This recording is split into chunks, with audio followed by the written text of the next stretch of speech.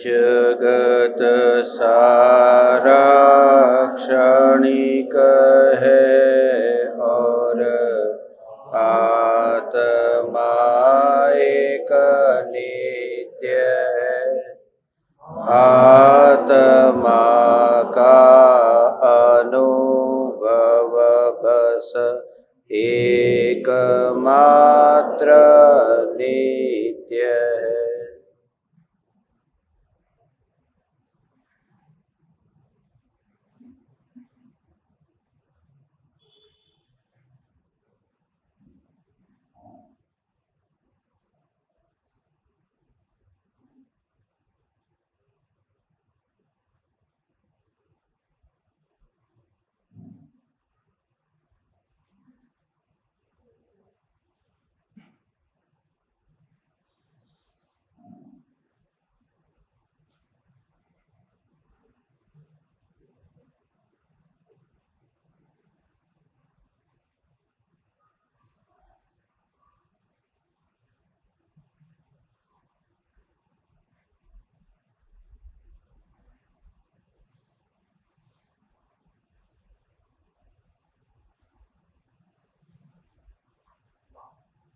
चैतन्य स्वभावी भगवान आत्मा अनादि अनंत शुद्ध चैतन्य मात्र है।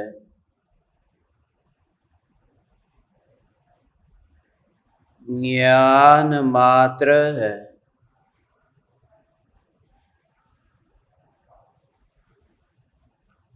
मैं शुद्ध चैतन्य मात्र, ज्ञान मात्र, भगवान आत्मा हूँ। प्रति समय यह जागृति बनी रहे। इस जागृति का नाम धर्म है।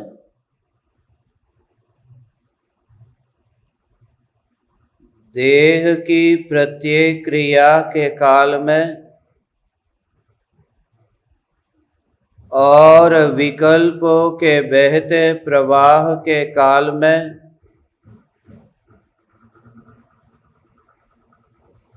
ज्ञानी को प्रति समय यह जागृति रहती है कि मैं चैतन्य तत्व इस देह की किसी भी क्रिया में और विकल्पों के बहते प्रवाह में कहीं भी मिला नहीं हूँ। ऐसा शुद्ध चैतन्य तत्व मैं हूँ।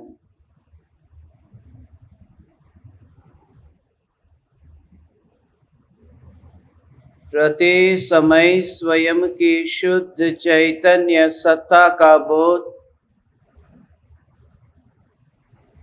आत्म जागृति ही धर्म है।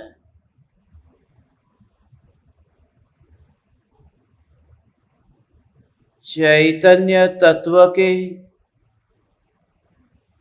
स्व संवेदन प्रत्यक्ष निर्विकल्प अनुभूति होते ही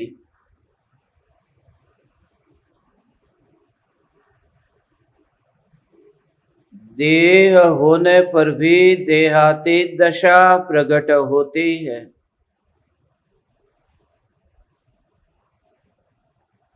इंद्रिया होने पर भी इंद्रियातीत दशा प्रकट होती है। क्योंकि यह प्रतीति होती है कि यह ज्ञान की धारा इंद्रियों के परमाणुओं की स्पर्शना के बिना अपने ही प्रदेशों पर रह करके निरंतर परिणमित हो रही है। ज्ञेयों की रुचि के कारण ही अज्ञानी ज्ञान में ज्ञान का स्वीकार नहीं कर पाता। यद्यपि वह ज्ञान में ज्ञान का स्वीकार नहीं करता, फिर भी न स्वीकार करने के कारण यह सत्य बदल नहीं जाता कि ज्ञान में ज्ञान ही है और ज्ञान में ज्ञान ही अनुभव में आता है। कोई व्यक्ति दर्पण में सर्प माने तो माने, मगर सर्प की कल्पना के कारण दर्पण में दर्पण ही है, यह सत्य बदल नहीं जाएगा। ऐसे ही ये ज्ञान के सत्य को जो तीनों काल में नहीं पलट सकता, ऐसा है ये ज्ञान स्वरूप चैतन्य परमात्मा तत्व कि जिसका ये परिणमन है वह भी उस परिणमन में कुछ कर नहीं सकता।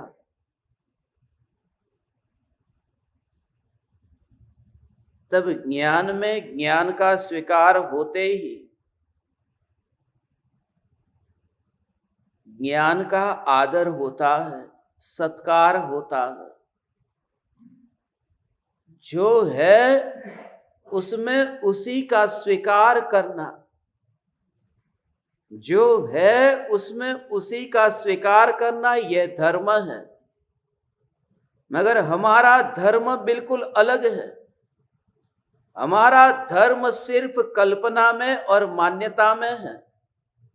हमारा धर्म उस प्रत्यक्ष अनुभूति में नहीं है और इस वजह से ही इसी का नाम संसार है। जो ज्ञान है उसमें ज्ञान का तो स्वीकार नहीं करते और जो पत्थर की प्रतिमा है उसमें परमात्मा का स्वीकार कर लेते हैं। जो पत्थर के परमाणु हैं उसमें सिद्ध परमात्मा की स्थापना यदि हम कर सकते हैं, अरिहंत परमात्मा के रूप में उन्हें विराजमान कर सकते हैं जो वर्तमान में सिद्ध हो चुके हैं, तो जो ज्ञान त्रिकाल सहज सत्ता स्वरूप है उसमें ज्ञान का ही स्वीकार करना है, किसी पराये का स्वीकार नहीं करना। यहां तो पुद्गल प्रतिमा में जीवंत चैतन्य का स्वीकार करने को कहा, मगर भीतर का विज्ञान है कि ज्ञान में ही ज्ञान का स्वीकार हो। यहां कहीं से उठा करके कहीं बिठाने की बात नहीं है। यहां महावीर भगवान को सिद्ध शिला से बुला करके जिन मंदिर में विराजमान करने की बात नहीं है। यहां तो जो ज्ञान है उस ज्ञान में ही ज्ञान का स्वीकार करना, यही विराजमान होना है। मैं ज्ञान स्वरूप चैतन्य तत्व हूं और वहां कोई आयोजन नहीं होता, वहां कोई पूर्व तैयारी नहीं होती, वहां कोई तिथि नहीं होती। उन्हें ही तो असल में स्थापना कहते हैं। परमात्मा को जिस मंदिर में हम विराजमान करते हैं उस विराजमान करने की तो तिथि है। मुनिराज को भी अतिथि कहा है जिनकी कोई तिथि न हो, जिनके आने की कोई तिथि न हो। इसलिए जो अतिथि संविभाग व्रत है जो श्रावक का है, पंचम गुणस्थान वर्ती श्रावक के जो 12 व्रत है, उन 12 व्रतों में ये अतिथि संविभाग नाम का व्रत है कि अतिथि को आहार देकर के फिर आहार करना। वे अतिथि में वे मुनिराज है। कोई बेटे और बेटी के रिश्तेदार, वो सास ससुर, वो उनकी बात नहीं है। अतिथि, अतिथि अर्थात मुनिराज। और मुनिराज भी जब अतिथि है तब जिनेंद्र भगवान वो तिथि से कैसे आएंगे? और जब जिनेंद्र भगवान भी यदि अतिथि है तो ये ज्ञायक देव जब पर्याय में विराजमान होगा वह किसी तिथि से कैसे होगा? इसी वजह से अनुभूति इतनी सहज है कि जब अंतर में चैतन्य स्वरूप में डुबकी लगी, गया और अंतर में, मगर उस समय बाहर जाने का विकल्प ही नहीं है। उस समय कुछ समय की स्पर्शना करके फिर संसार को भोगने का विकल्प ही नहीं होता।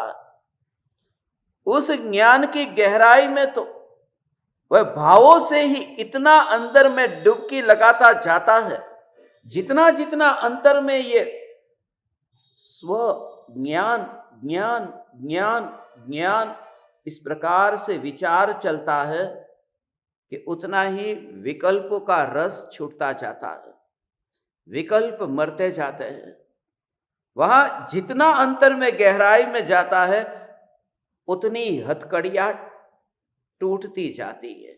और यही एकमात्र निशानी है, यही कारण है कि अंतर में एक समय के लिए निर्विकल्प अनुभूति होते ही ज्ञानी समस्त पक्षपात से मुक्त हो जाता। वह संप्रदाय में नहीं रहता, वह मत में नहीं रहता, वह किसी दर्शन में नहीं रहता, वह किसी न किसी पंथ में नहीं रहता। उसकी दृष्टि बहुत विराट हो जाती है, और उस विराट दृष्टि यही ज्ञानी होने की पहचान है। अंतर में जो एक समय में उपयोग अंतर्मुख हो गया और स्वरूप में सरक गया, कि उस समय ही ऐसा विराट स्वरूप देखते ही ये जगत बिल्कुल छोटा छोटा दिखाई देता है। जगत का रूप अब बहुत छोटा है, अब ये दुनिया, अब ये राग का विकल्प ये बहुत छोटा है, अब ये द्वेष का भाव और द्वेष के निमित्त बहुत छोटे हैं। ये विराट स्वरूप जिसमें ये एक समय में अपनापन हुआ, उसका भाव पता है। एक समय की निर्विकल्प और न्यायक देव की ये स्वसंवेदन अनुभूति होते ही ये जगत कैसे तुच्छ हो जाता है, असार हो जाता है। उसका भाव थोड़ा समझे और फिर मुनिवर राम से द्वारा रचित इस पाहुड़ दोहा के 134 नंबर के दोहे में प्रवेश करें।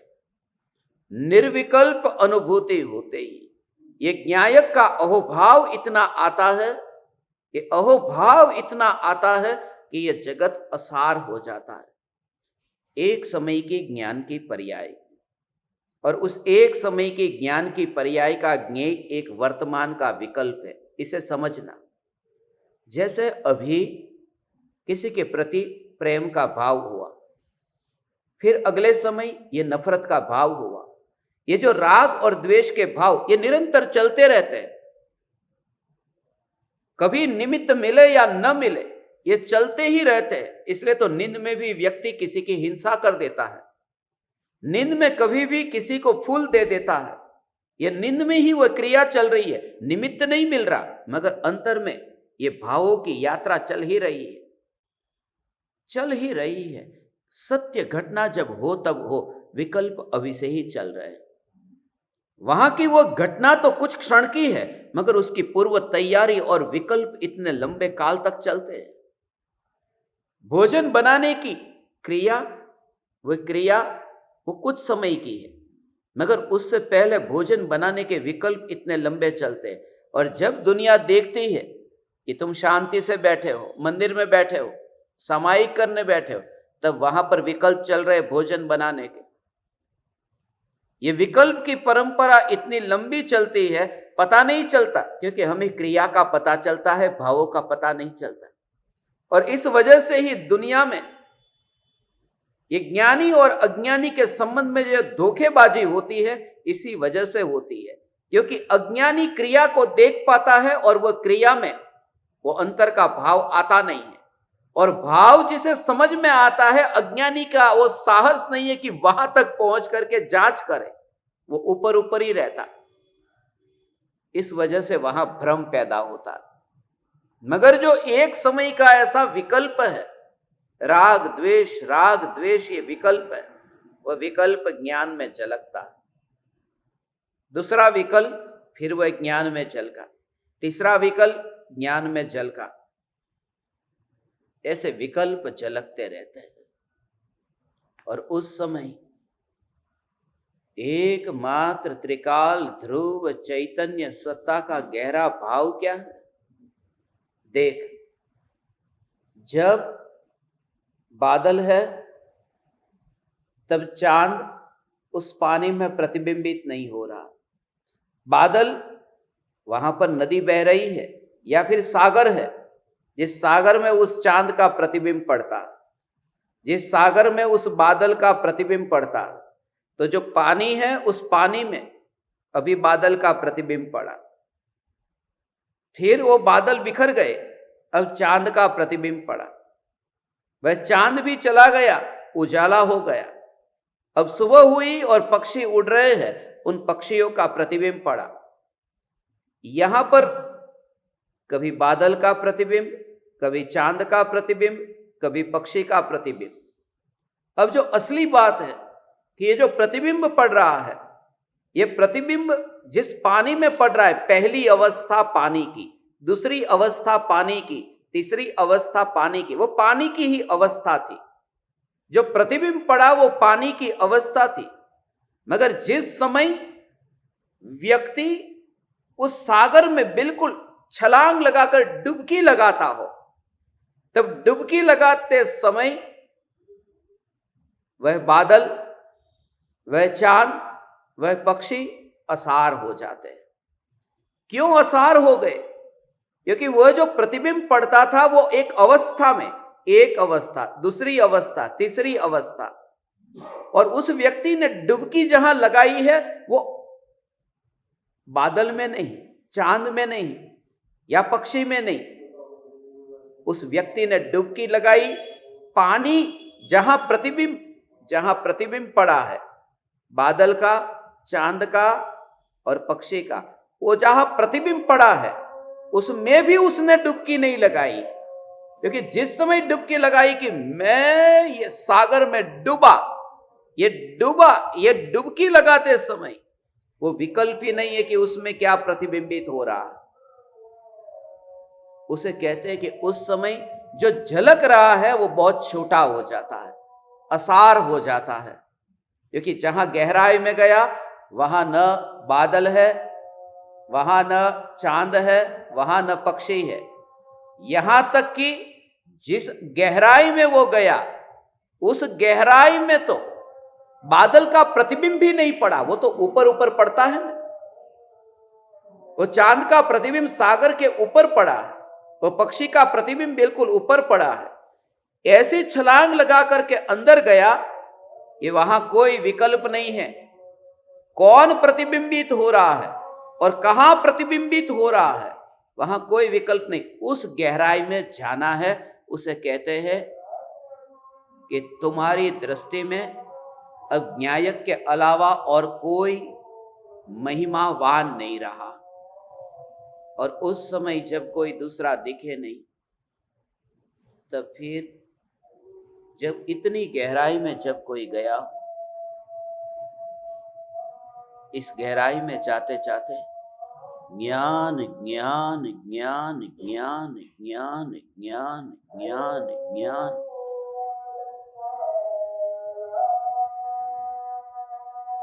देख तुझे पूछता हूं कि इन बादलों के प्रति तो राग करता है या द्वेष करता है? सच्चे दिल से बता दे कि बादलों के प्रति तेरा प्रेम है या नफरत है। वो कहेगा कि बादलों के प्रति ना मुझे प्रेम है ना नफरत है। यदि वो कह दे तो समझना कि सागर में गया नहीं। वो डुबकी का अर्थ यह है कि उसे पूछो कि तुझे क्या कहना है उस चांद के बारे में, पक्षियों के बारे में। चल उनकी बात छोड़, तू सिर्फ इतना तो बता दे कि जो सागर की लहर है, जहां प्रतिबिंब पड़ता है, उसके बारे में क्या कहना है। कोई जवाब नहीं। चल ये भी न बता, सिर्फ उतना बता दे कि जिस गहराई में तू है वहां का क्या हाल है। कुछ नहीं बताएगा, क्योंकि वहां आवाज ही नहीं पहुंचती। हमें उस ध्यान में जाना है, हमें उस आत्मा की गहराई में उस अनुभूति तक पहुंचना है। और उस एक समय की अनुभूति एक दीवानेपन के कारण ही प्रकट होती है। जब ज्ञान के स्वरूप को समझ करके अंदर में जाए तब सब सुना सुना हो जाता है।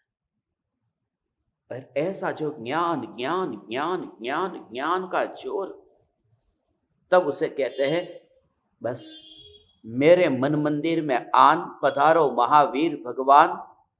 वो जो कहता था, अब महावीर भगवान को भी कहां बुलाएगा, क्योंकि महावीर भगवान वो बादल थे, महावीर भगवान तो चांद थे, महावीर भगवान तो पक्षी थे। और जहां वह गया है वहां तो लहर भी नहीं आ सकती, तो वहां चांद कैसे आएगा? जिस गहराई में वो गया है वहां तो पक्षी भी नहीं आ सकता, न लहर आ सकती है। और जहां विकल्प ही नहीं है कि क्या पक्षी और क्या लहर, क्या चांद और क्या लहर, क्या बादल और क्या लहर, कोई भाव नहीं आता। ऐसा ज्ञान का अनुभव उसी जीव को होता है जो यहां राख की आग में गहराई में अंदर में जलता रहता है कि बस अब बहुत हो गया। वही तो अंदर में डुबकी लगाएगा। नहीं तो महल में बैठे हुए व्यक्ति को यदि आनंद आ रहा है तो क्यों जाएगा उस सागर की गहराई में डुबकी लगाने? और वहां से जाकर के कुछ बाहर आने का भाव नहीं है। इसलिए तो जैसे कोई व्यक्ति आत्महत्या करता है, उसे क्या ये भाव है कि यहां मैं इतना थक चुका हूं कि बस आत्महत्या कर लो और फिर नया जन्म यहां ले लो? वो नया जन्म लेने का भाव ही नहीं आता। बस यहां से छूट जाओ। जब अंदर में गहराई में डुबकी लगती है तब फिर वो ऐसे ही कि मैं यहां से छूटूं, यहां से माने उन विकल्पों से, क्योंकि उन विकल्पों का उसे अनुभव होता है। ज्ञान में ज्ञान की अनुभूति। और उस समय ये सागर को तो तुम देख सकते हो, सागर कितना विराट है, सागर कितना विराट है। और उसके लिए कहां से कहां जाओ, कहां जाओ, कहां जाओ, कोई भाव नहीं आता। उस समय ये भाव आता है कि मैंने ये हिंद महासागर में डुबकी लगाई या फिर प्रशांत महासागर में डुबकी लगाई, ये विकल्प नहीं आता। जब डुबकी लगती है, अंदर गया, तो वहां न हिंद है न प्रशांत है, सागर है। क्योंकि वहां पानी में फिर वो भेद ही नहीं दिखता। मैं ये कहता हूं कि जब आंखों से वितरागी परमात्मा के दर्शन करो, जब आंखों के माध्यम से तुम शास्त्र को पढ़ते रहो, तब पढ़ते पढ़ते वो जो यहां ज्ञान का जानने रूप परिणमन होता है, इस ज्ञान में किसी भी ज्ञेय की कल्पना के बिना, इस ज्ञान में किसी भी प्रकार के भेदभाव के बिना, न हिंद महासागर न प्रशांत महासागर, इस आंख में कोई भी भेद नहीं।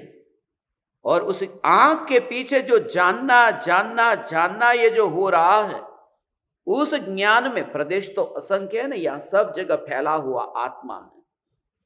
आत्मा में डुबकी लगाना है ना, तो यहां पर भी आत्मा है, क्योंकि सुई चुभते ही पता चलता है। यहां पर भी आत्मा है, सुई चुभते पता चलता है। पेट में जलन होती है, पता चलता है। तो जो पता चलता है तो सब जगह आत्मा है ना। तो कहां में डुबकी लगाऊं? आत्मा में। वो स्वभाव को पहचानता है। वो हिंद महासागर प्रशांत महासागर नहीं, सागर के स्वभाव को पहचाना फिर जहां। इसलिए ज्ञान स्वभाव को पहचान कर डुबकी लगती है। प्रदेशों में डुबकी नहीं लगती, स्वरूप में डुबकी लगती है। प्रदेशों में डुबकी नहीं लगती, स्वरूप। गुड़ है, इधर से चखू या इधर से चखू, कहां से चखू? यदि इधर और उधर यह भाव आता है तो वो गुड़ का दीवाना नहीं है। गुड़ का दीवाना तो गुड़ को उठाकर सीधा जीभ पर लाता है, क्योंकि उसकी दृष्टि स्वभाव पर है, प्रदेशों पर नहीं। तो असंख्य प्रदेशों में फैला हुआ मैं, मगर जब अंदर में डुबकी लगे तब स्वभाव पर ही पूरा जोर हो। मैं चैतन्य मात्र, ऐसा जोर पूरा स्वभाव पर। और फिर तेरा हाथ घूमेगा, फिर तू वस्तु को ले, वस्तु को रखे, कंप्यूटर पर टाइपिंग करे, तेरी गति हो, पैरों से चलता हो, पूरा शरीर विमान में बैठा हो और 1000 किलोमीटर की गति ऐसा करता हो 1 घंटे में, मगर तू गति ही नहीं करता, क्योंकि स्वभाव का अंतर से अनुभव होने पर गति का भाव नहीं है। गति का भाव तो तब आता है जब प्रदेशों का भाव आए। स्वरूप का अनुभव होते ही कोई प्रदेशों का विकल्प नहीं, इसलिए गति का विकल्प नहीं, गति का विकल्प नहीं, इसलिए स्थिति का विकल्प नहीं, मात्र स्वरूप की अनुभूति। इसलिए तो वहां ये विकल्प नहीं आता, ये क्रिया एक साथ में होती है, मगर उस समय ये विकल्प ही नहीं आता, कोई विकल्प नहीं आता। रस रस रस रस लंबे काल तक, और उस समय वो भी इतना सहज हो जाता है, इतना सहज हो जाता है, उसका विकल्प किए बिना भी सहज हो जाता है। अब किसी ने सुपारी खाई, तंबाकू खाया, गुटखा खाया, अब जीभ पर है, यहां मुंह में डाला है, अब वह यात्रा कर रहा है। गाड़ी में बैठा है और मुंह में गुटखा है, तो गाड़ी भी चल रही है, और वो जो मुंह में गुटखा है वह भी तो चल रहा है, वह भी तो यात्रा कर रहा है। एक शहर से दूसरे शहर जाता है तो वो गुटखा भी तो जा रहा है, मगर जो व्यक्ति अभी चबा रहा है वो आंखों से देखता होने पर भी कि अभी ये गांव आया, ये शहर आया, ये शहर आया, ये शहर आया, देखता है आंखों से, मगर यहां का विकल्प नहीं आता, यहां का विकल्प नहीं आता कि मैं मुंबई से निकला हूं, अभी सूरत पहुंचा हूं, अभी बड़ौदा पहुंचा हूं। आंखों से देखता है, मगर वो जो चख रहा है उसमें उसे भाव नहीं आता। गति हो रही है, फिर बीच में रुकता भी है, फिर गति करता है, मगर वो रस लेता है, और वो हमेशा याद भी नहीं रखता कि मेरे मुंह में अभी यहां पर गुटखा है, गुटखा है, गुटखा, ऐसा विकल्प भी नहीं करता, मगर रस लेता रहता है, वो रस लगातार रहता है। मैं ये कहना चाहता हूं कि पाप के विषयों में भी, व्यसनों में भी, उसकी जो दशा है वो बिल्कुल इतनी परफेक्ट है, खाली दिशा परफेक्ट नहीं, वही अंतर में घटित हो जाता है। इसलिए ज्ञानी भी मुंबई से निकलता है, सूरत, बड़ौदा आता रहता है, वो आंखों से देखता भी रहता है, कौन सा गांव आया, कौन सा स्टेशन आया, कहां ट्रेन रुकी, सब वो देखता है, मगर ज्ञान में ज्ञान का रस वो निरंतर लेता रहता है। और याद करके आए वो नहीं, याद आ जाए वो बात अलग है, मगर याद रख करके ले तो बात बहुत छोटी हो गई, तो बात बहुत छोटी हो गई, वो तो उस समय की हो गई। इसलिए जैसे ही रसगुल्ला उठाया और खा लिया, बात वही खत्म हो गई। एक बार रसगुल्ला उठाया, मुंह में डाला, वही खत्म हो गया। मगर गुटखा उठाया और मुंह में डाला, वही बात खत्म नहीं हो गई, वो चलेगी घंटों तक। चिंगम उठाई और खाई, वो बात चलेगी घंटों तक। जो लंबे काल तक अंदर ही अंदर रस लेता है, ये तो तुम्हें समझाने के लिए कहता हूं, और इसका असली राज तो कल खुलेगा कि कैसे कैसे ये भाव आते हैं, और इन भावों का ये जीव के अंदर, इंद्रियों के अंदर, वहां पर कहां पर वो भाव पड़ा होता है, वह भी आपको अनुभव होगा।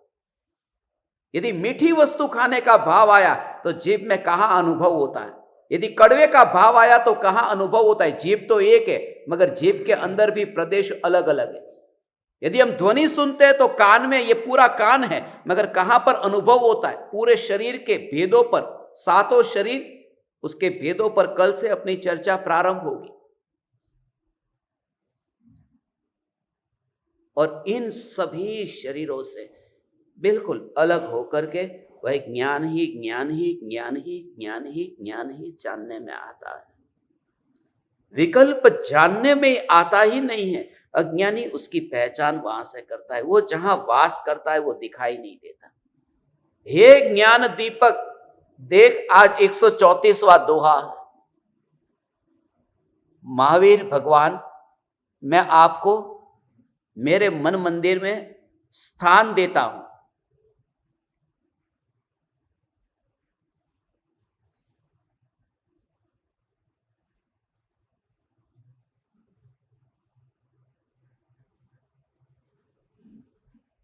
अरिजेय जिणवरी मणु ठवही विषय कसाय चहेई सिद्धि महापुरी पैसरही दुख हम पाणी हूं देही।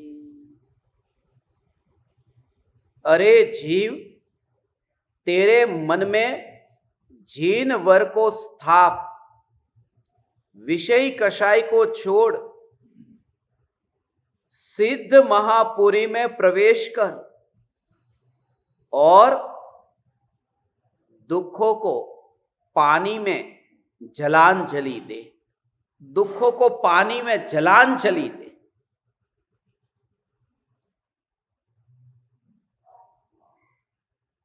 तेरे मन में जिनवर को स्थाप।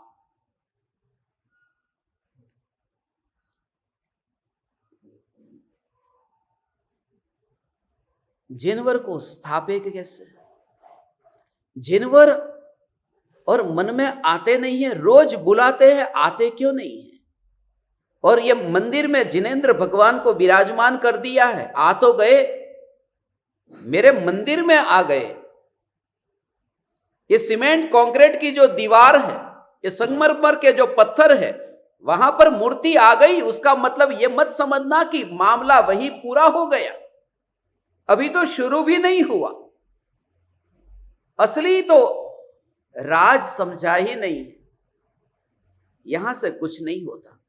ये जो भाव है मन में, तो जिनवर को स्थाप, मन में स्थाप, ज्ञान में स्थापना कर। वस्तु में तो स्थापना कर दी है, मगर बाहर में किसी की स्थापना करने से तेरे अंतर में वो कितना भाव आया।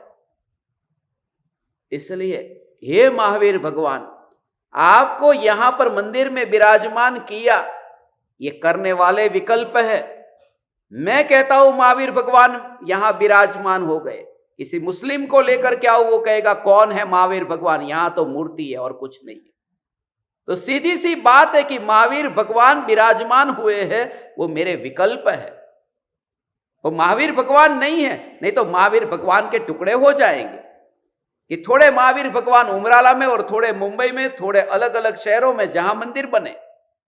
महावीर भगवान मंदिर में जाते ही नहीं है, महावीर भगवान मूर्ति में जाते ही नहीं है। ये मूर्ति में आए, ये हमारे विकल्प है, ये मन की मौज है। उस मौज से भी ऊपर उठना है, इसी का नाम धर्म है।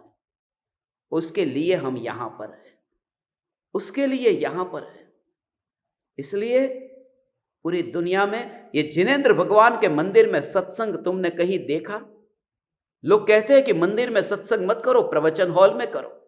मंदिर जैसे स्थान में सत्संग, मंदिर में ही सत्संग होना चाहिए, क्योंकि मंदिर में सत्संग न होगा, ये मंदिर तो सत्संग का निमित्त बनना चाहिए। नहीं, भगवान के सामने हम बोलने वाले कौन हैं? भगवान के सामने ये ज्ञान का दान देने वाले हम कौन हैं? भगवान के सामने ज्ञान का दान देने वाले हम कौन हैं? वहां अचरज होता है।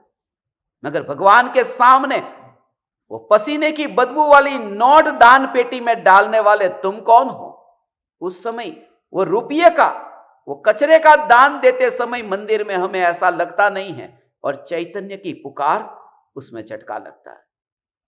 ये मंदिर को तो उत्तम साधन बना लो, यहां तो इन दीवारों में उतनी गुंज भर दो, चैतन्य चैतन्य चैतन्य, कि जिस समय यहां कोई ना हो और तुम अकेले बैठे हो तो दीवार से भी पुकार निकले, चैतन्य चैतन्य। उसका कारण तुम्हें पता चलेगा, वहां से कैसा नाद निकलता है, उसका क्या संबंध है, वो हम कल लेने वाले हैं। उस जगह पर ऐसा क्या होता है कि जहां ये नाद गूंजता है। जगह तो इतनी ढेर सारी थी, मगर सम्मेद शिखर से ही 20 तीर्थंकर क्यों मोक्ष में गए? वहां ऐसा क्या है? आत्मा तो शुद्ध है, सर्वत्र शुद्ध है, सर्वदा शुद्ध है, सर्वथा शुद्ध है, मगर फिर सम्मेद शिखर से क्यों? वो उस जगह में ऐसा क्या है? वो राज खुलेंगे। यूनान में ऐसा उस जगह पर क्या था? उतने ही गांवों में कि जहां एरिस्टोटल, प्लेटो, सोक्रेटिस ऐसे महापुरुष हो गए, चीन में उतने ही गांव में ऐसा क्यों हुआ जहां कन्फ्यूशियस, लाओ त्से जैसे महापुरुष हो गए? और अफ्रीका और अमेरिका, मैं पूरी दुनिया का तुम्हें नक्शा देकर के उस जगह का कहूंगा जहां ऐसा क्यों होता है, और उसके पीछे भी गहरे कारण है। तब तुम्हें पता चलेगा ये जो चैतन्य चैतन्य चैतन्य चैतन्य चैतन्य, ये भगवान आत्मा, ये परद्रव्य और पर्याय से न्यारा ये भगवान आत्मा, ये ऐसा क्यों? ये बाहर की यात्रा, ये भीतर की यात्रा, मगर उसके पीछे कुछ कारण। उन कारणों को हम कल से जो प्रारंभ हो रहे शिविर में उन कारणों को समझेंगे, और तब तुम्हें इस भूमि की महिमा आएगी। भूमि की महिमा भूमि के कारण नहीं, वो राज समझ जाओगे तो महिमा आएगी। तब तुम्हें पता चलेगा कि हम यहां बैठे, ये गुजरात में ही क्यों? परम कृपालु देव जैसे महापुरुष गुजरात में ही हुए, और गुरुदेव श्री कांजी स्वामी गुजरात में हुए, कहीं तेलंगाना में वहां क्यों नहीं हुए? तमिलनाडु में क्यों नहीं हुए? कर्नाटक में क्यों नहीं है? उड़ीसा में क्यों नहीं है? सरल जीव तो वहां पर है, इस भूमि पर क्यों हुए? उसका कारण कुछ अंतर की यात्रा को हम समझेंगे। बाहर के क्षेत्र में उस भूमि पर ऐसा क्या है? ये कोई इत्तेफाक नहीं है, तुम्हारे अंदर में अंधश्रद्धा डालना नहीं चाहता, मगर जब तुम ये सत्य समझोगे तो तुम्हें उस भूमि का भी पता चलेगा, उस भूमि का पता चलेगा। आज भारत देश इतना विराट देश है ना, मगर इस विराट देश में आज की तारीख में ये सब इधर से क्यों? राष्ट्रपिता वह भी गुजरात से क्यों? प्रधानमंत्री गुजरात से क्यों? गृह मंत्री गुजरात से क्यों? ये इस भूमि पर ऐसा क्या है? भूमि पर तो कुछ भी नहीं है, मगर राज कल पता चलेगा, और वो भी उनको जो यहां प्रत्यक्ष बैठे हैं, क्योंकि गुजरात का राज गुजरात में रहेगा, बाहर नहीं जाएगा। ये राज यहीं पर रहेगा। कल रात को ही जो मैंने कहा, कुछ लोग देखो पंजाब से निकल गए, उड़ीसा से जो नहीं आने वाले ऐसे उड़ीसा से आ गए, कनाडा से आ गए, मुंबई से आ गए, और कहां से आए? कोई दूसरे राज्य से आए? देखो झारखंड से आ गए, सम्मेद शिखर से यहां आए। हम सम्मेद शिखर जाने के लिए कह रहे हैं। इस भूमि पर ऐसा क्या है?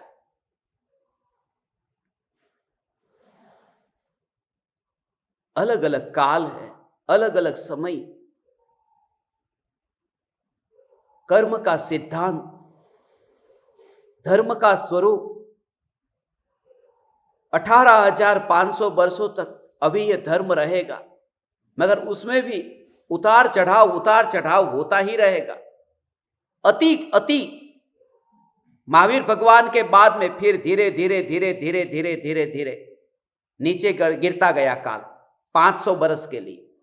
फिर कुंदकुंदाचार्य हुए, फिर धीरे धीरे काल ऊपर आया कि ये चैतन्य चैतन्य चैतन्य। फिर 500 साल के बाद में फिर नीचे गिरता गया, फिर 500 साल के बाद में नीचे गिरा। तो कुंदकुंदाचार्य के 500 साल के बाद तक तो ऊपर आता गया, फिर 500 साल तक नीचे गया, और माने हो गया टोटल 1000। फिर अमृतचंद्र आचार्य हुए कि फिर ऊपर काल आता गया, फिर आखिरी 500 साल में और नीचे गया, और अब जो 2000 बरस, और अब काल ऊपर आ रहा है। अब जो काल है वो बिल्कुल 25, ये पूरा जो 500 वर्षों का जो, और उसका कर्णानुयोग में आगम में उसका प्रमाण है। और वो जो अभी इस समय हमारा यहां जन्म होना, और गुरुदेव कृपालु देव का यहां योग होना, संगम होना, और इन्हीं परमाणुओं के बीच में ये मिट्टी का तैयार होना, उमराला में ही हुई ना ये मिट्टी भी। ये राज तुम सुनोगे तो पता चलेगा। कुछ लोग उसे चमत्कार समझेंगे, मगर कल तुम्हें पता चल जाएगा कि कितना उसका सूक्ष्म भाव है। कोई व्यक्ति जब अंतर में गहराई में जाता है तब वो दूसरे के मन को कैसे समझ लेता है, उनके विचारों को कैसे समझ लेता है, स्वप्न भी दूसरे के आए तो स्वप्न को भी कैसे पहचान लेता है। धन्य भागी है। इसलिए आज इस मंदिर को, जिन मंदिर को मैं चैतन्य चैतन्य चैतन्य चैतन्य चैतन्य की इस नाद से ही बस भरना चाहता हूं, ये भरना चाहता हूं। तीर्थ का उपयोग इस तरह से होना चाहिए। और जो लोग शिकायत करते हैं मंदिर में चैतन्य की पुकार, मंदिर में चैतन्य की पुकार, ये मंदिर को साधन न बनाओ तो किसको बनाओ? और चैतन्य की आराधना का साधन मंदिर न बने।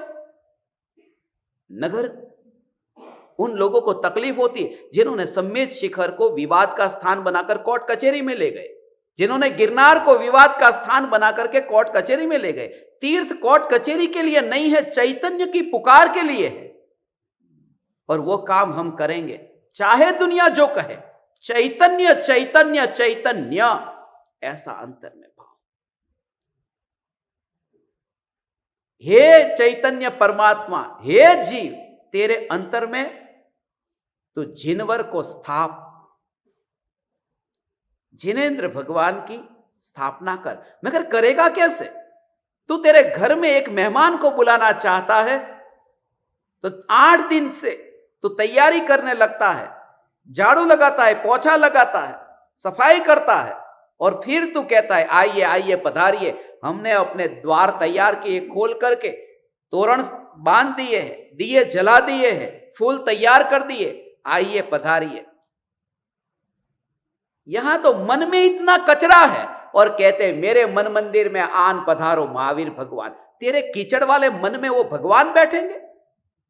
इसलिए सबसे पहले भगवान नहीं आते हैं क्योंकि यहां हमें बुलाना ही नहीं, या फिर मुफ्त में बुलाना है कि घर की सफाई भी न करे और सम्राट मेरे घर पे आके बैठ जाए। जहां बदबू होती है वहां वो नहीं जाता सम्राट। जहां द्वेष के भाव की बदबू होती है वहां जाएगा कैसे? अब तुम्हारा मंदिर दिगंबर है मगर श्वेतांबरों के प्रति तुम्हारा भाव तो द्वेष से भरा हुआ है। जहां द्वेष की बदबू हो उस मंदिर में दिगंबर परमात्मा भी आएंगे कैसे? परमात्मा तो वहां आते हैं जहां साफ है, जहां स्वच्छता है। इसलिए ये मंदिर तो वह स्थान है। इसे मैं मंदिर नहीं कहता, इसे मैं शौचालय कहता हूं। ये शौचालय है, शौचालय उसी का नाम है। पवित्र होने का स्थान है जहां मैल निकल जाए और पवित्र हो जाए। ये शौचालय शब्द इतना मधुर शब्द है, ये तो हमने गंदे के रूप में उपयोग किया है। शौचालय तो उत्तम है, वह तो धर्म है। इसलिए तो धर्म के 10 लक्षण में उत्तम शौच धर्म का नाम आता है। ये मेरा खुद का लिखा नहीं है, उत्तम शौच कहते हैं ना। और शौच जहां पर हो सके उसी का नाम शौचालय है। इसलिए मंदिर में जब मैं आता हूं तब यहां शौचालय याद आता है, और जब टॉयलेट में जाता हूं तब मंदिर याद आता है कि यह देह तो एक मंदिर है जिसमें परमात्मा वास करता है। मेरी खोपड़ी ही उल्टी है। टॉयलेट में यह देह मंदिर देखो और मंदिर में आओ तो इसे शौचालय देखो। विचार करो। बस ये दुनिया इसको मानने को तैयार नहीं होगी, क्योंकि दुनिया सिर्फ शब्द को पकड़ती है। वो जो भेद ज्ञान जो है उस भेद ज्ञान को नहीं समझेगी। और समझाना भी किसे है? ये तो दीवानगी ऐसी चैतन्य की भगवान कि बस हे महावीर भगवान मेरे मन मंदिर में पधारो। इतना भी मैं क्या कहूं? रोज रोज हम बुलाते हैं, आए कितनी बार? अत्र अवतर बुलाया, आह्वानम, स्थापनम, सन्निधिकरणम, मगर आए कितनी बार? फिर वही रोज इधर का चावल इधर डाल करके बात खत्म हो गई, वहीं पर ही पूजा पूरी हो गई। इसलिए मुनिवर राम से कहते, हे जिनेंद्र भगवान आप मेरे मन में विराजमान हो, तो जिनवर को तेरे मन में स्थाप। मंदिर में स्थापना करने में संतुष्ट न हो जा तो सावधान रहेगा। अब माँ है, एक बच्चा है, मेहमान घर में आए हुए हैं। ये तो तुमने सबने अनुभव किया ना, मेहमान घर में आए हैं और बच्चा तमाशा तूफान मस्ती करता है। अब माँ क्या करती, मेहमान सामने बैठे हो तो उसकी पिटाई करने जाएगी? सब समझती है मेहमान है, अभी उसको कुछ नहीं करना चाहिए, छोड़ो, पिटाई बिटाई करना ये अभी ठीक नहीं है, क्योंकि मेहमान है ना। जब मेहमान का पता है तो वहां पर वो झंझट में नहीं जाती। बेटा कुछ भी करे इग्नोर कर देती है, नजर में नहीं लेती, क्योंकि मेहमान घर में है। मेहमान के सामने उसको पीटने जाना ये अच्छी बात नहीं है। मेहमान के सामने, जब मेहमान अतिथि घर में हो, फिर तुम ये लड़ाई झगड़े का काम करोगे कैसे? एक साधारण मेहमान भी, 2 कौड़ी का मेहमान भी घर पे आ जाता है तो तू वो द्वेष का भाव वहां नहीं निकालता। तो महावीर भगवान जैसे परमात्मा जब तेरे घर पर आएंगे तो द्वेष का भाव कैसे रहेगा? और यदि रहता है तो समझना कि वो प्रतिष्ठा झूठी हो गई थी। कोई परमात्मा आया नहीं है घर में। मेहमान सामने बैठे हो, अतिथि सामने बैठे हो, और तू यहां लड़ाई झगड़ा करने जाए, कोर्ट कचहरी में जाए, द्वेष भाव के लिए जाए। हे भगवान, मेरे मन मंदिर में पधारो। या तो मेरा मन साफ होगा या आप गंदे होंगे, 2 में से एक होगा, मगर आप तो गंदे होगे नहीं, क्योंकि आप उस दशा तक पहुंचे कि जहां अब आप पर कोई मैल न लगेगा, कोई दाग न लगेगा। हे परमात्मा, मेरे मन मंदिर में निवास करो। और ये हृदय और ये मन बहुत विराट है, ये इतना विराट है। यहां अनंत अनंत अनंत अनंत अतिथि समा जाते हैं, क्योंकि ये भावों से समाते हैं। यहां देह नहीं है, ये मन तो बोलने की बात है, ये समा जाते हैं। गुजराती में कहते हैं, गणे गणाई नहीं, वीणे विणाई नहीं, तो पण मारा छाबला ममाई जाए। बस उसी का नाम है आकाश। जो सितारे तारे हैं वो गिने नहीं जा सकते, मगर समा जाते हैं आकाश में। ऐसे ही सिद्ध परमात्मा अनंत है, गिने नहीं जा सकते, मगर श्रद्धा में समा जाते हैं, मेरे हृदय में समा जाते हैं। क्योंकि ये हृदय जो है ये कोई देह की रचना नहीं है, ये भावों का रूप है, और उसका भाव बहुत गहरा है। जैसे मैं किसी बिल्डिंग में बैठा हूं और यदि वहां भूकंप आ जाए और नीचे जाना हो मुझे, तो लिफ्ट के पास जाना पड़ेगा, दरवाजा ढूंढना पड़ेगा, या फिर सीढ़ी से उतरना हो तो सीढ़ी को देखना पड़ेगा, जल्दी जल्दी भागना पड़ेगा। जितनी मंजिल पर ऊंचा होऊंगा उतना और मुझे नीचे उतरने के लिए मेहनत करनी पड़ेगी। एक वह स्थिति। और मैं यदि 100वीं मंजिल पर भी हूं तो मुझे यदि बिल्डिंग से नीचे उतरना है तो सीढ़ी, लिफ्ट, दरवाजे, ये सबको देखने की जरूरत है। मगर उस जगह पर रह करके मुझे अपने में उतरना है, तभी उतर जाता हूं। मुझे नींद में उतरना हो तो कोई सीढ़ी से जाने की जरूरत नहीं है, वो भावों की दशा है, वह भावों की स्थिति है कि उस समय ही अंदर उतर गया। तो एक तो होता है फिजिकल उतरना और एक होता है भावों से उतरना। हे परमात्मा, आप मेरे हृदय में, ये जो फिजिकल है उसमें आमंत्रण नहीं दे रहा हूं, उन भावों में आमंत्रण दे रहा हूं जहां सहज हो जाता है। वरना एक एक मेहमान को वेलकम करने जाओ तो भी कितना टाइम लगता है। फ्लाइट का डिपार्चर 9 बजे का है और बोर्डिंग 8 बजे। 1 घंटे पहले बोर्डिंग करते। अब 1 घंटा पहले करने की जरूरत क्या है? मगर एयर होस्टेस एक एक को करेगी वेलकम वेलकम वेलकम। अब 500 पैसेंजर को वेलकम करने के लिए 1 घंटा, यहां तो अनंत परमात्मा को वेलकम करो, कितना टाइम लगेगा?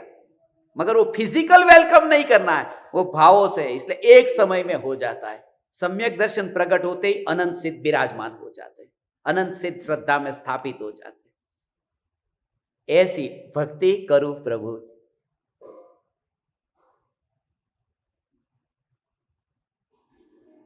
आगे कहते हैं,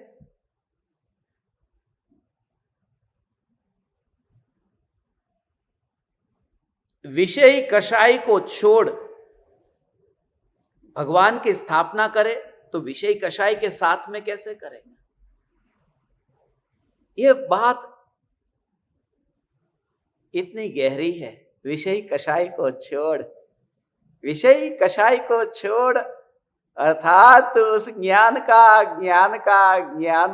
अनुभव कर जिस ज्ञान में विषयी कषाय होते ही नहीं है। ज्ञान का अनुभव कर जहां विषय कषाय नहीं होते, जहां उस अनुभव में परमाणु जाता ही नहीं है। अनुभव और परमाणु कैसे चला जाए? उस अनुभव के अंदर कैसे जाएगा वो? है ओ हो अनुभव में कैसे जाएगा? अनुभव तो अनुभव हो गया, अनुभव है, वहां कैसे जाएगा? ओ हो है। ऐसा समझ में आ रहा है भगवान? ये अनुभव जो है, उस अनुभव में विषय और कषाय के भाव नहीं जाते। वह जो रसगुल्ला तूने उठाया और जीभ पर आते ही जो अनुभव हुआ, उस अनुभव में रसगुल्ला यदि चला जाए, अनुभव के अंदर रसगुल्ला यदि जाता, मीठा ऐसा अनुभव हुआ, उसमें रसगुल्ला गया, तो फिर टॉयलेट में कौन गया? अनुभव में रसगुल्ला नहीं जाता और रसगुल्ला अनुभव में नहीं जाता, तो राग द्वेष के विकार ये अंतर की अनुभूति में कैसे जाएंगे? ओ हो ऐसा ज्ञान का अनुभव हो। समझ में आ रहा है भगवान? अनुभव के अंदर विषय कषाय नहीं जाते। मैं उस अनुभव में वास करता हूं, अनुभव में वास करता हूं, राग द्वेष को छोड़ने नहीं जाता।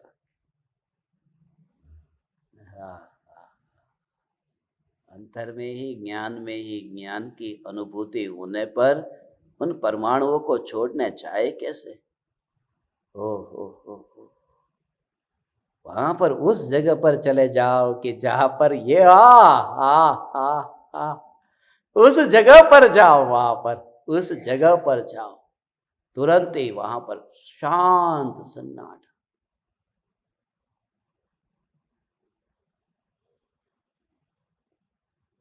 वहां उसका कुछ नहीं कर सकते, कुछ भी नहीं कर सकते।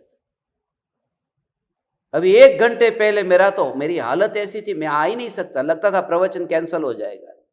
ब्लड प्रेशर बिल्कुल, नोनी को बुलाया, जल्दी से जल्दी ब्लड प्रेशर लेके मशीन लेके आ जा, डॉक्टर को बुला लो, ये करो। मगर क्या डॉक्टर को बुलाओ, क्या डॉक्टर को बुलाओ? अब शरीर में जो खून दौड़ता है, उस दौड़ते हुए खून को अब मैं कहूँ कि थोड़ा थोड़ा धीरे धीरे दौड़, जल्दी से जल्दी तू दौड़ता है, थोड़ा धीरे धीरे दौड़, वो तो अब धीरे धीरे दौड़ेगा नहीं। इसलिए उस समय क्या करना, ऐसी स्थिति आएगी वो तो एम्बुलेंस को बुलाने के लिए पहले कॉल मत करना। जब समुद्र में ऐसा तूफान आए, इतना तूफान आए, तो परमात्मा से प्रार्थना करके उन लहरों को रोकने के लिए दुआ मत करना। सागर की उस गहराई में जाना जहां पर लहर ही नहीं आती, हो पहला काम ये करना। ऐसा हो वो तो जहाज में बैठे हुए दूसरे मुसाफिर है ना, वो परमात्मा को प्रार्थना करेंगे, वो एम्बुलेंस बुलाएंगे। मगर तू एम्बुलेंस मत बुलाना, तू अंदर में जाना, गहराई में, ज्ञान की गहराई में जाना, उस जगह पर। और वो जो स्थिति होगी न, हर एक के जीवन में आने वाली वो दशा आएगी, वह दशा। शरीर की स्थिति वो मेरे हाथ में नहीं है, शरीर खून का दौड़ना मेरे हाथ में है, ऐसा वो मेरे हाथ में नहीं है। बस थोड़ा सा फासला है। ओ ब्लड प्रेशर ऊपर गया, ऊपर का नीचे, खाली 5 और 10 का ही थोड़ा सा अंतर, आदमी ठंडा हो जाता है। और अहंकार की अक्कड़ में इतना चलता है, वो 5 डिग्री जितनी ही तेरी औकात है यहां, और अहंकार की अक्कड़ इतनी कि देख, मैं ऑडी में निकला, मैं मर्सिडीज में निकला, मैं रोल्स रॉय में निकला, 5 डिग्री का ही तू यहां पर है, थोड़ा ऊपर थोड़ा नीचे। इसलिए ये भाव कि ये विषय और कषाय में कब तक रहो? जब विषय कषाय के भाव उत्पन्न हो तो पहला काम ये कि उस जगह जाना जहां विषय कषाय का प्रतिबिंब तक नहीं पड़ता हो। हो।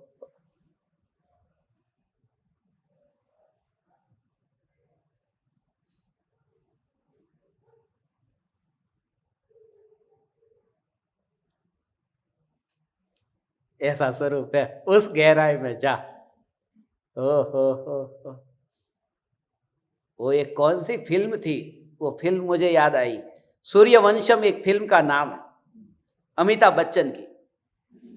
उस फिल्म में भानु प्रताप सिंह, अमिताभ बच्चन का एक रोल है, डबल रोल में है, और दूसरा है वो हीरा है, हीरा पता है ना, तो उसको घर से भगा दिया, और भानु प्रताप सिंह क्या कहता है, चला जाए यहां से, इस घर से, आज के बाद में चेहरा नहीं दिखाना। और आज के बाद इसकी शकल किसी ने देखी हो, हीरा की शकल किसी ने देखी, तो ये भानु प्रताप सिंह उसकी शकल नहीं देखेगा जिसने इस हीरा की शकल देखी। ऐसा हो, यदि तू मेरे नजर के सामने से चला जा, तेरी शकल तो देखना नहीं है मुझे, मगर तेरी शकल यदि किसी ने देखी तो उसकी शकल भी मैं नहीं देखूंगा।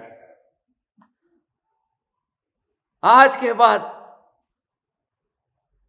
यदि तेरी शकल किसी ने देखी तो उसकी शकल ये भानु प्रताप सिंह नहीं देखेगा। ऐसा मैं राग के विकल्प को तो नहीं देखूंगा, मगर खबरदार, राग के विकल्प को जिसने देखा, ऐसी ज्ञान की पर्याय को भी मैं नहीं देखूंगा।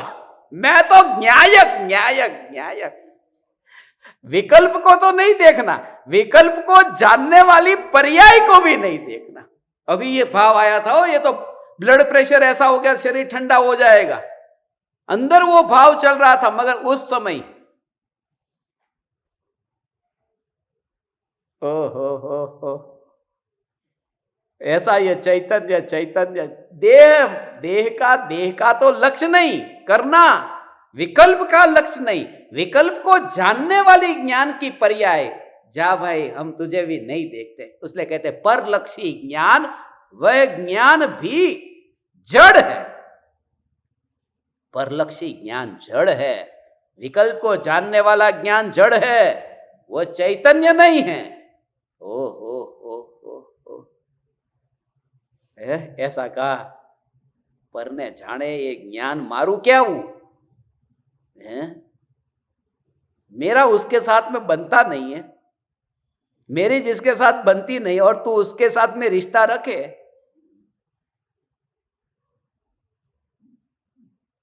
तो तू मेरा नहीं है। ये विकल्प जो है, वो विकल्प से जो ज्ञान रिश्ता जोड़ता है, माने उसे जानने तक जाता है, बस उस ज्ञान से मेरा नाता नहीं है। ये इतना सूक्ष्म भाव है, विषय कषाय को त्याग करके। और तीसरा ये कहा, 4 बात इसमें कही, सिद्ध महापुरी में प्रवेश कर।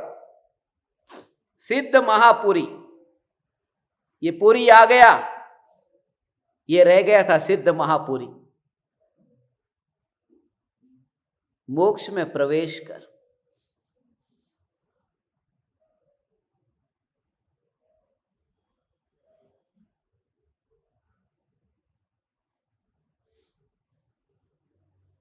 ये देखते ही फिर तुम वो 7 राजू पार, सिद्ध शिला के ऊपर, लोक के अग्रभाग पर ऐसी जो जगह है, उसको सिद्ध महापुरी मत समझ लेना।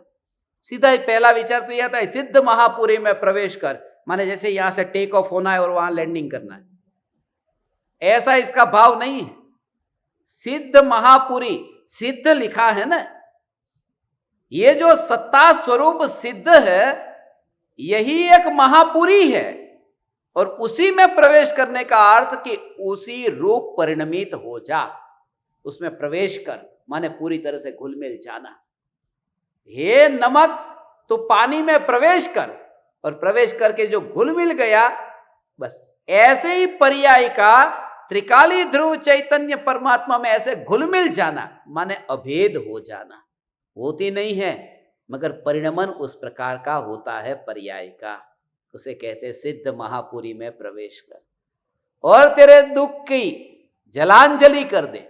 जलांजलि, हो।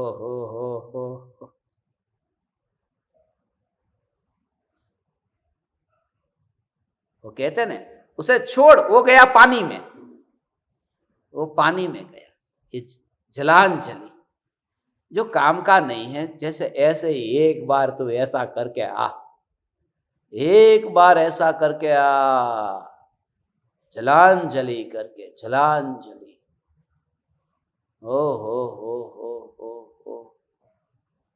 गंगा में वो जो अपना था न, मगर अपना था, मगर जब पता चला कि उसमें सार नहीं रहा, वो मुर्दा हो गया, जल गया, राख हो गया, अस्थि हो गई, फिर उसको गंगा लेके गए। गंगा में जलाने बहाने जाते न, अस्थि बहाने जाते, अस्थि को क्यों बहा दिया? गंगा जैसी वहां पर है कि उसमें जो जीव था वो जीव निकल गया, वो राख है, कुछ काम की नहीं। जैसे राख के परमाणुओं को गंगा में बहा दिया, ऐसे ही अपने दुख को भी बहा करके आ, दुख को बहा करके आ, बस ऐसे ही। हो।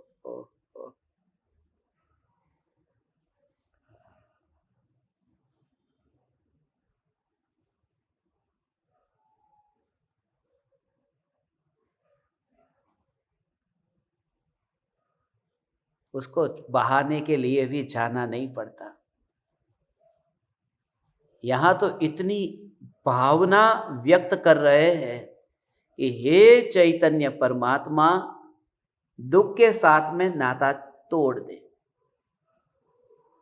बस कोई तुझे पूछे कि तू करोड़पति है कि ना, मैं नहीं हूं, कोई तुझे पूछे ऐसे ही दृढ़ता से, हो,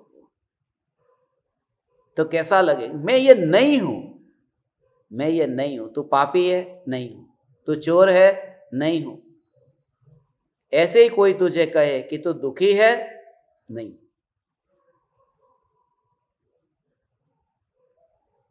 क्योंकि असंख्य प्रदेशों में ज्ञान में ऐसी अखंडितता है, और जहां ज्ञान है वहां आनंद है।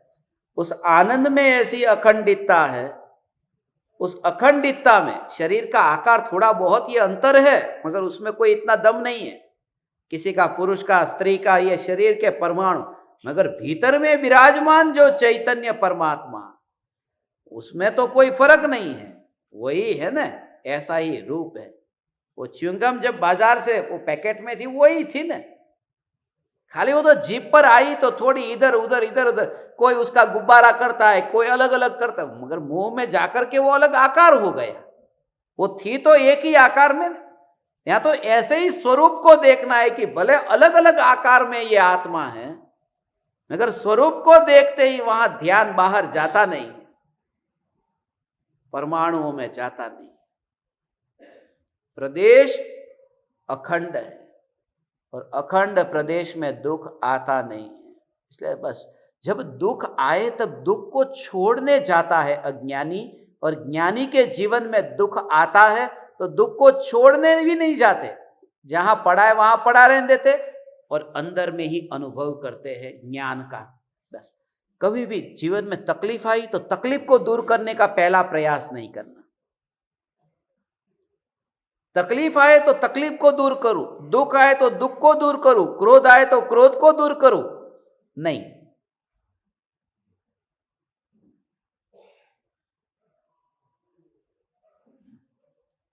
सिर्फ अनुभव का विषय जो है वो क्या है उसको रियलाइज कर, अनुभव के विषय को रियलाइज कर कि ये ज्ञान अनुभव में आया, और जैसे ये अनुभव पर जोर आएगा फिर किसको मैं दूर करने जाऊं।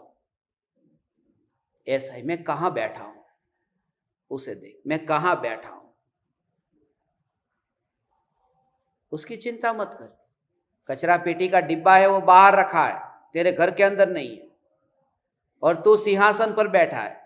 अब उस कचरे के डिब्बे को मैं कहां फेंकने जाऊं, समुद्र में फेंकने जाऊं, क्या करूं कि नहीं, ये जो विकल्प चल रहा है, कचरे के डिब्बे का क्या करूं, कचरे के डिब्बे का क्या करूं, कचरे के डिब्बे का क्या करूं, उस समय आंख खोल के एक बार देख ले कि यहां क्या है, कि सिंहासन पर बैठा हूं। बस डिब्बे को छोड़ना नहीं है, कहां हूं ये अनुभव किया कि वहां पता ही नहीं चला कौन सा डिब्बा, जैसे ही ये देखा तो ऐसे ही ये दुख को दूर करूं, दुख को दूर करूं, मगर आंख खोल के माने दृष्टि खोल करके देख कि कहां है, कि मैं तो ज्ञान स्वरूप में स्थित हूं, ये ज्ञान के सिंहासन पर हूं, ये ज्ञान का ही आसन है। और उस समय फिर वो जो भाव है उस भाव को छोड़ने कहां जाता है, कहां बहाने जाएगा, उसी का नाम शेर। महावीर भगवान वो सिंहासन पर तो बैठे थे, खाली सम्राट सिंहासन पर बैठता है वो दिखाई देता है, वो नकली सिंहासन है सम्राट का। महावीर भगवान शेर की पर्याय में थे ना, सिंह की पर्याय में, वो आत्मा सिंह में बैठा था ना, वो सिंह ही उनका आसन था, वो असली सिंहासन था। बाकी तो कुर्सी होती है और शेर की तस्वीर होती है, वो आकार होता है। असली सिंहासन तो महावीर भगवान का था जब 10 भव पहले सम्यक दर्शन पाया। मगर हिरण को मारने का जो भाव आया, उस भाव को, उस कचरे को फेंकने कहां जाए, उन्होंने ये देख लिया मैं कहां हूं, मैं तो सिंहासन पर भी नहीं हूं, मैं सिंहासन पर नहीं हूं, मैं सिद्धासन में विराजमान। वहीं पर ही अंदर में गए कि कौन हिरण, वो भाव नहीं आया, वरना सम्यक दर्शन होता कैसे। हिरण हिरण हिरण किधर है, ऐसा पर के ऊपर ध्यान जाए तो आत्मा का अनुभव होता है। वो तो मैं कहां हूं यह अनुभव हुआ कि विकल्प विकार छूट गया। ये विधि, ये कचरे को छोड़ने की विधि है, ये कचरे को दूर करने की विधि। मगर पहले कचरा कचरा तो लगे, असली कचरा कचरा लगता नहीं। अभी थोड़े दिन पहले मैं यहां था, कचरे की डिब्बा, कचरे की गाड़ी आती है ना, तो जोर जोर से मोनी चिल्लाने लगी। मैंने उसको कहा क्यों चिल्ला रही, बोले नौनी किधर है। बोला क्या हुआ, बोले कचरे की गाड़ी आई है, कहीं कोई उसको लेके न चला जाए। बोला बेचारी, उसने इनडायरेक्टली कह दिया वो कचरा है। जल्दी जल्दी जल्दी नौनी को पकड़ो, नौनी को पकड़ो। मतलब क्या हुआ, बोले कचरे की गाड़ी आई।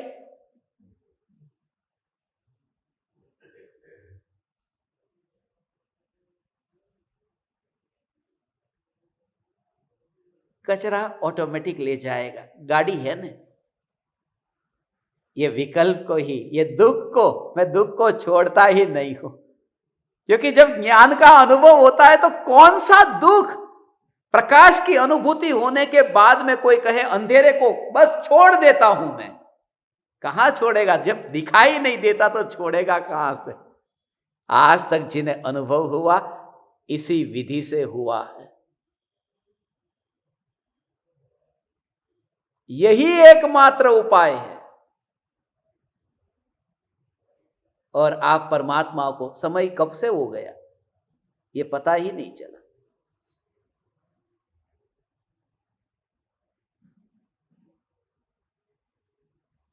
आज वैसे भी छुट्टी का दिन है, इसलिए बैठो, कोई बात नहीं, मैं रोज न रोज कोई ना कोई बहाना ढूंढ लेता हूं।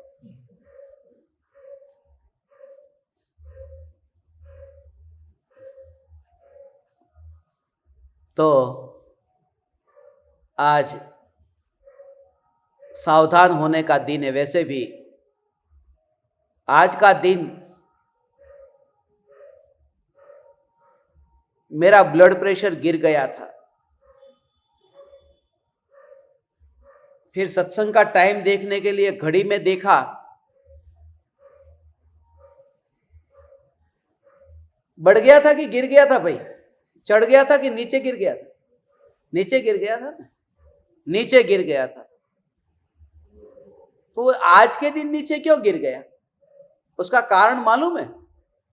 क्योंकि आज 11 तारीख और दूसरा महीना है। 2 गुणस्थान ऐसे होते हैं 14 गुणस्थान में, एक 11वां जिसमें नीचे गिरता है और एक दूसरा जिसमें नीचे गिरता है। 2 गुणस्थान में नीचे गिरने का होता है। तो आज 11/2 को तो नीचे गिरेंगे ना, मगर नीचे गिरने पर भी आगे 24 है ना, मैं स्वयं दूसरा महावीर हूं। ऐसी जागृति रहे तो जिसको गिरना हो गिरे, ऐसा हो। अंदर में चैतन्य की मस्ती में मस्त रहना, आनंद को भोगना, प्रयोग करना। ये प्रयोग कैसा भाव आता है भगवान? ये पूरा सत्संगी प्रयोग पर हो गया। अंत में क्या प्रयोग कराऊं? कल सुबह, कल तो बापूजी का जन्मदिन है और इतने साधक जो दूर दूर से यहां पधारे हैं, कल बापूजी के निमित्त से ही हर साल ये शिविर रखते हैं 12 से 14 की।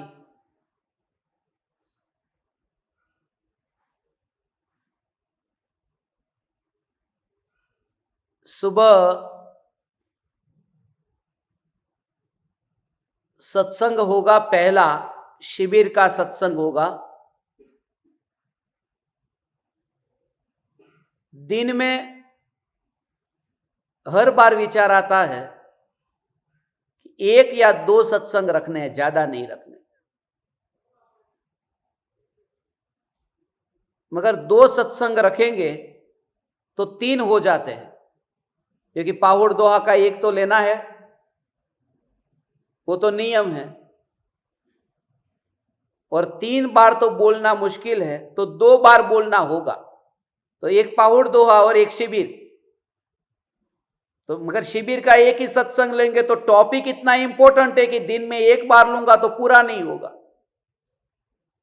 इसलिए करना क्या, मैं अभी तकलीफ में हूं, बहुत ही तकलीफ में हूं। इस तकलीफ को दूर करने का कोई उपाय बता सकता है? कि जहां तकलीफ है ऐसा अनुभव मत करो। जिस ज्ञान में तकलीफ है ही नहीं, उस ज्ञान का अनुभव करो तो सॉल्यूशन हो जाएगा। और उसका सॉल्यूशन ये निकाला कि 3 सत्संग भले रख लेंगे तो रख लेंगे। सुबह भी रखेंगे, दोपहर में भी रखेंगे और शाम को भी रखेंगे। सुबह के सत्संग का समय एक टाइम का कल का बता देता हूं। सुबह रखेंगे 9:24 पर, और इस सत्संग का लाइव जूम पर नहीं होगा। इस सत्संग का लाइव यूट्यूब पर होगा, और वो यूट्यूब की जो लिंक है वो आपको भेज देंगे। आपको जैसे बैठना हो, जैसे सुनना हो, आप सुन सकते हैं, बिल्कुल मन के मालिक होकर के। मगर जिंदगी में पहली बार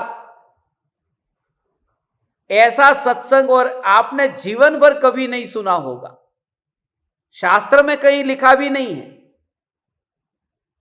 इसलिए क्योंकि यह पूरा विज्ञान है। उस विज्ञान का कनेक्शन आपको बताना है कि विज्ञान कहां तक पहुंचा है। वो जिस शरीर को शरीर कहता है, उस शरीर में जो हार्मोन्स जो चेंज होते हैं और उसकी वजह से जो परिणाम बदलते हैं, लड़के के शरीर के परमाणु बदलते तब जो उनको भाव आता है, लड़की के शरीर के परमाणु बदलते जो भाव आता है, जानवर के शरीर के परमाणु बदलते, उनको कौन कौन से भाव आते हैं, कौन सी उम्र से लेकर के कौन सी उम्र तक कैसे कैसे भाव आते, पूरा विज्ञान है। और उसका धर्म के साथ में क्या संबंध है। यदि 7 बरस और 3 महीने माने 8 साल का बच्चा ही सम्यक दर्शन पा सकता है, तो वो उस उम्र में क्यों, और पूर्व भव से सम्यक दर्शन लेकर के आया हो तो मां के गर्भ में भी सम्यक दर्शन रहे, कोई प्रॉब्लम नहीं। तो पूर्व भव का गर्भ में रह सकता है और नया तो 6 साल में भी नहीं हो सकता। ऐसा क्यों होता। और ऐसे ही अलग अलग विज्ञान क्या कहता है, धर्म क्या कहता है, आगम क्या कहता है, और हमारा अनुभव कैसा है। जागृति की अवस्था, सुषुप्त अवस्था, निद्रा अवस्था, तंद्रा की अवस्था, उन अवस्थाओं में देह की स्थिति, विकल्पों की स्थिति, मन की स्थिति, ज्ञान की स्थिति, ये किस प्रकार की होती है।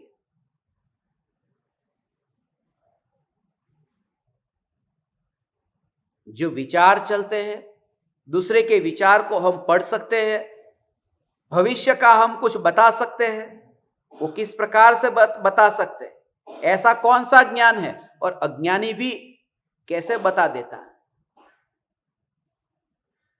ये टेलीपैथी नॉलेज जो है वो कैसे होता है। वो पूर्व भव का स्मरण आ जाता है, वो कैसे आ जाता है। वो जाति स्मरण ज्ञान है जिसका ज्ञानी के साथ कोई संबंध नहीं है, अज्ञानी को भी हो जाता है, वो उसे क्यों हो जाता है, और विज्ञान उसे क्या कहता है।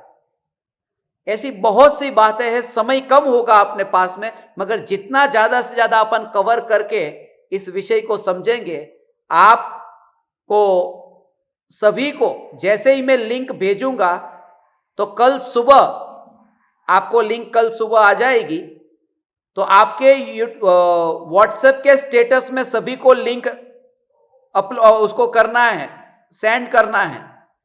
जैसे जूम की लिंक आप सब सेंड करते थे ना, ऐसे ही सभी उसका प्रचार करो, क्योंकि ये बात अध्यात्म जगत और विज्ञान को, क्योंकि यंग जनरेशन को अपन कनेक्ट करना चाहते हैं, तो उन बच्चों को ये सब बच्चे आंसर मांगेंगे कि विज्ञान ये कहता है और आप तो ऐसा कहते हो। तो दोनों के बीच में मेल मिलाप कैसे होगा। मगर पूरा वैज्ञानिक दृष्टिकोण से हम समझेंगे। सांसें चलती है, व्यक्ति कोमा में चला जाता है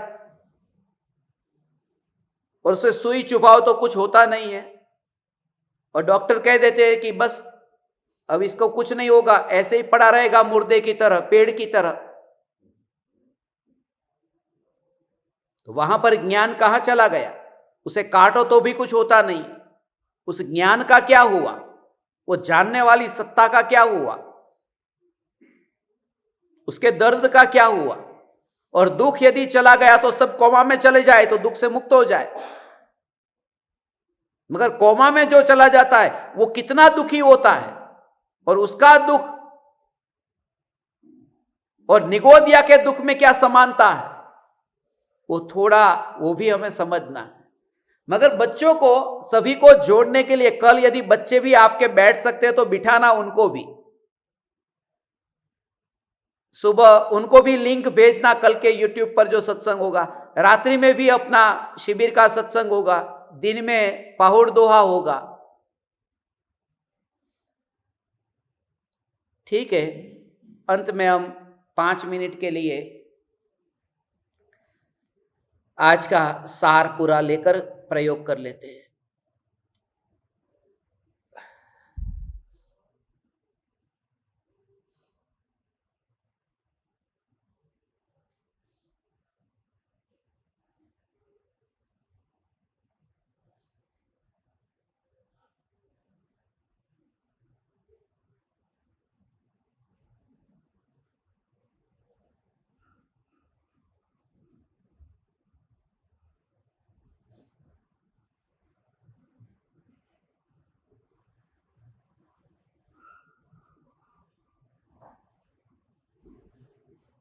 यह जो ज्ञान है, इस ज्ञान को कहीं बाहर से भीतर लाना नहीं है।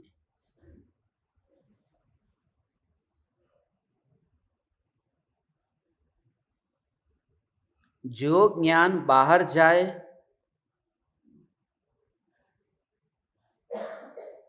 तो आत्मा बिना ज्ञान का हो जाए तो जड़ हो जाए,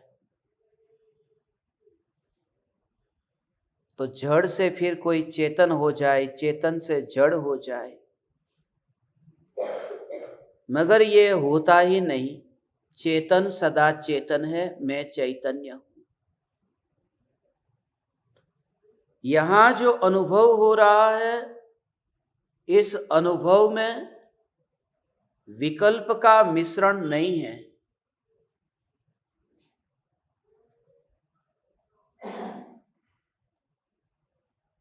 इस अनुभव में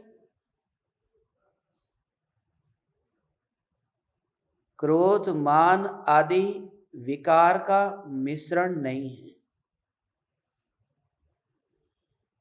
जो ज्ञान की अवस्था ज्ञेयों को जानती है, ज्ञेयों को जानती है, ज्ञेयों को जानती है, उसका उत्पाद होता है, उसका व्यय होता है। वह जन्म लेती और मरती तरंग है। तरंग पर प्रतिबिंब पड़ता है, गहराई में प्रतिबिंब नहीं पड़ता। और मोती गहराई में होते हैं, तरंगों पर नहीं होते। ये जो ज्ञान की सत्ता, ये गहराई है, और यहीं पर ही ज्ञान की गहराई में ही आनंद आनंद आनंद के मोती है। पर्याय जिसे जाने उसे जानने दे।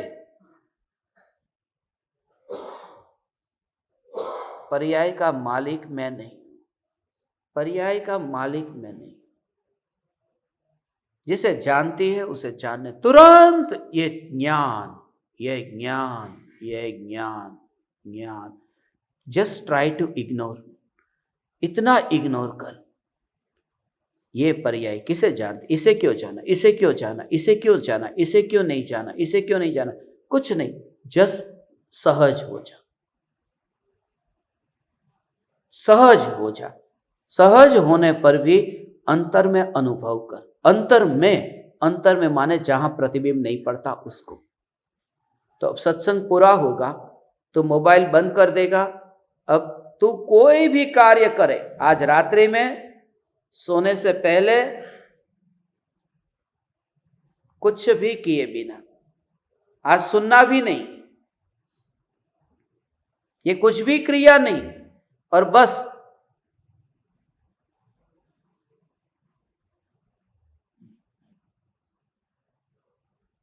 जो भी विकल्प आए उस विकल्प को आने दे, चलने दे। जो भी विकल्प आए हो, तू खाली लेटा रहना, और जो भाव आए प्रैक्टिकल इसका प्रयोग कर। जो भी भाव आए, तुझे बेटा याद आया, बेटी याद आई, घर याद आया, दुकान याद आई, भगवान याद आए, जो भी विकल्प आए, कल ये करना है, वो करना है, आने दे।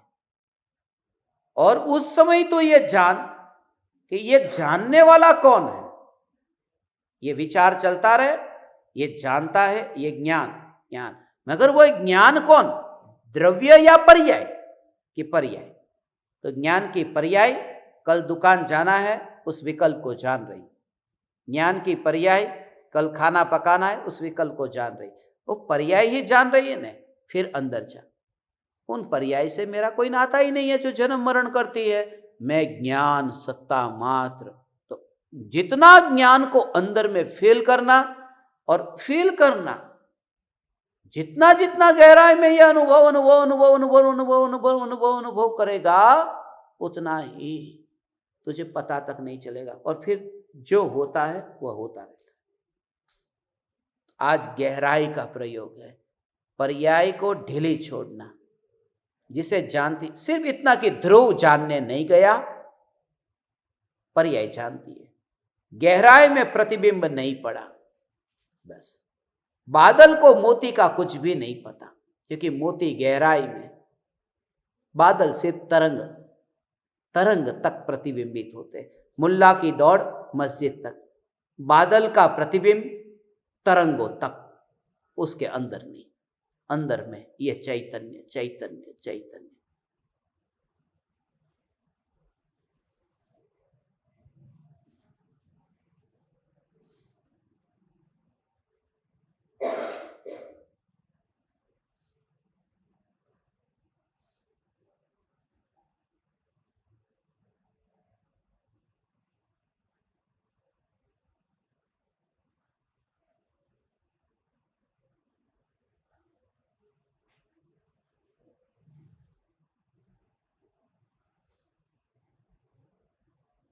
अहो अहो श्री सद्गुरु करुणा सिंधु अपार, इस पामर पर प्रभु किया आहो आहो उपकार,